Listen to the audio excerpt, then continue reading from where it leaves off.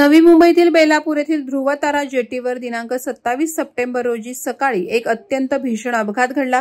दुचाकीवरून जात असलेले 2 तरुण थेट खाडीमध्ये कोसळले। या अपघातात एका तरुणाला सुखरूप वाचवण्यात यश आलं असलं तरी कार्तिक उगले नावाचा दुसरा तरुण अजूनही बेपत्ता आहे। या घटनेनंतर नवी मुंबई सागरी पोलिसांकडून बेपत्ता तरुणाचा शोध कार्यासाठी तातडीनं सर्च ऑपरेशन सुरू करण्यात आलं। हा अपघात सकाळी साधारण 6:30 वाजण्याच्या सुमारास घडला। कोल्हापूर पासिंगची दुचाकी घेऊन 2 तरुण या जेटीवरून प्रवास करत होते, मात्र गाडीवरील नियंत्रण सुटल्याने किंवा रस्त्याचा अंदाज न आल्याने त्यांची दुचाकी थेट खोल खाडीच्या पाण्यात कोसळली। या दुर्घटनेत कार्तिक उगले पाण्यात बेपत्ता झालाय। सुदैवानं त्याच्यासोबत असलेला मित्र वेळीच बाहेर आला आणि त्यानं त्वरित अपघाताची माहिती पोलिसांना दिली। अपघात होऊन 3 तास उलटून गेले असले तरी बेपत्ता झालेला तरुण कार्तिक उगले याचा अद्याप कोणताही मागोवा लागलेला नाही। नवी मुंबई सागरी पोलीस या अपघाताचं गांभीर्य लक्षात घेऊन युद्धपातळीवर शोध मोहीम राबवत आहेत। या शोध कार्यासाठी स्थानिक अनुभवी मासेमार आणि विशेष रेस्क्यू टीम यांची मदत घेतली जात आहे।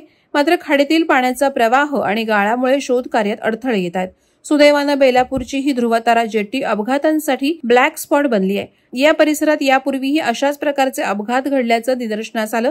साधारण 1 महिन्यांपूर्वी याच जेट्टी परिसरात एका महिलेची ऑडी कार चुकीच्या मार्गाने खाडीत शिरली होती। त्यावेळी सागरी पोलिसांनी तातडीनं कारवाई करत त्या महिलेचे प्राण वाचवले होते। वारंवार घडणाऱ्या या दुर्घटनांमुळे या जेट्टीवरील सुरक्षिततेचा प्रश्न पुन्हा एकदा ऐरणीवर आलाय। प्रशासनानं या ठिकाणी बॅरिगेड्स आणि योग्य सुरक्षा चिन्ह लावावीत अशी मागणी स्थानिक करत आहेत। वादळवारा लाईव्हसाठी न्यूज ब्युरो, नवी मुंबई। नवी मुंबई व रायगड जिल्ह्यातील ताज्या बातम्या आणि घडामोडींसाठी सबस्क्राईब करा वादळवारा लाईव्ह चॅनल आणि दाबा बेल आयकॉन।